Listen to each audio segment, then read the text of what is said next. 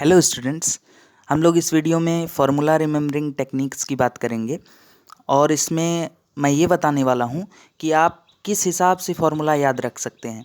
Formula अगर आप लोगों को याद नहीं हो रही या आप लोगों को याद रखने में दिक्कत हो रही है तो आप इस वीडियो को फॉलो कर सकते हैं। ठीक है, तो चलिए डिस्कस करते हैं। तो फार्मूला किसी भी टॉपिक का हो, कोई भी सब्जेक्ट का हो, कोई भी एग्ज़ाम का हो, आप किस हिसाब से उसको याद रख सकते हैं। तो सबसे पहला ये कंडीशन है कि हमें उसके बारे में एक पूरी प्रोसेस तैयार करनी होती है, जो 6 स्टेप्स मैं मानता हूँ उसको। 6 स्टेप्स में हम उसे फुलफ़िल कर सकते हैं।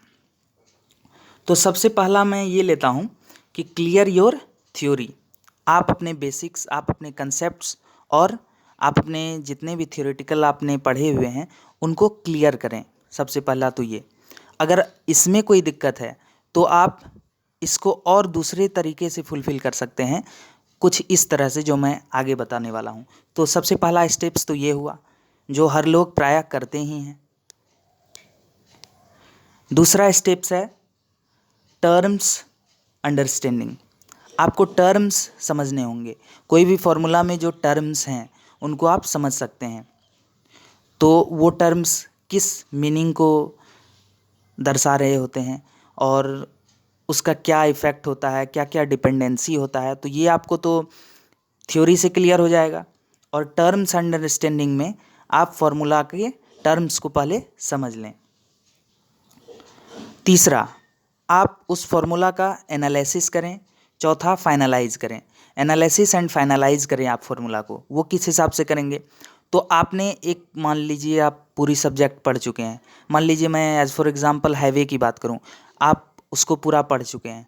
ठीक है, अब आपको क्या चाहिए? तो आप उन फॉर्मूले को जो इम्पोर्टेंट आपने मार्क करके रखे होंगे उनको एक जगह लिख लें।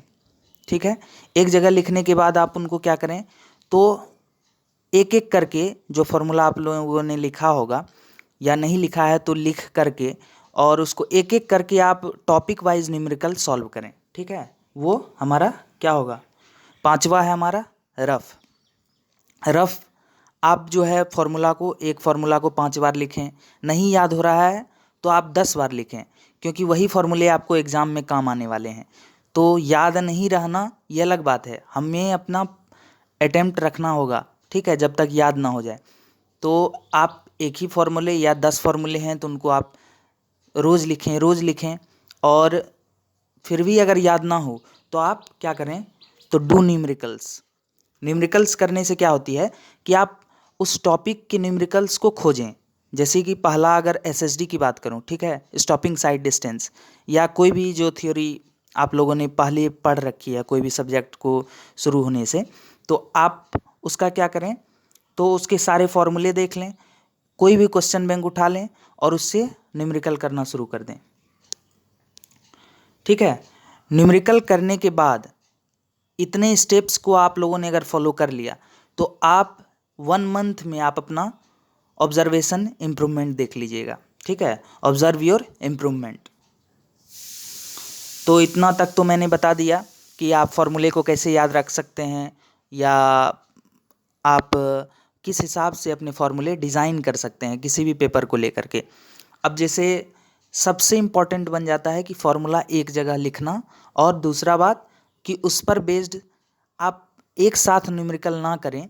आप ये करें कि आप टॉपिक वाइज न्यूमेरिकल करें। जैसे आप, मैं अगर हाईवे की ही बात करूं तो आप एसएसडी के पहले न्यूमेरिकल कर सकते हैं, फिर ओएसडी के बेस्ड न्यूमेरिकल कर सकते हैं, और ये सारे आप क्वेश्चन बैंक उठा करके कर सकते हैं। और ये नहीं कि एक ही न्यूमेरिकल को 4 बार 5 बार फार्मूला से बना रहे हैं, आप वेराइटीज़ ऑफ न्यूमेरिकल कीजिए। ठीक है, एक हिसाब से नहीं। आप अब मान लीजिए आप डाउन ग्रेडियंट चेंज करके, आप ग्रेडियंट चेंज करके और एक ही न्यूमेरिकल को किए जा रहे हैं, तो इस हिसाब से नहीं होता है। ठीक है, आपको लगातार मेहनत करनी पड़ेगी और तब जाके फार्मूला याद होंगी। और इसमें कोई शॉर्टकट, अगर आप लोगों को कोई बता रहा है फार्मूला याद रखने में, तो कोई शॉर्टकट नहीं होता है। ठीक है, प्रैक्टिस ही हमारे फार्मूले को याद करवा सकती है। तो आप फार्मूले को याद करते रहें। ठीक है, और सबसे इम्पोर्टेंट था कि रफ पेपर में उसको लिखें। तो आई होप कि आप लोगों को ये समझ में आया होगा। तो थैंक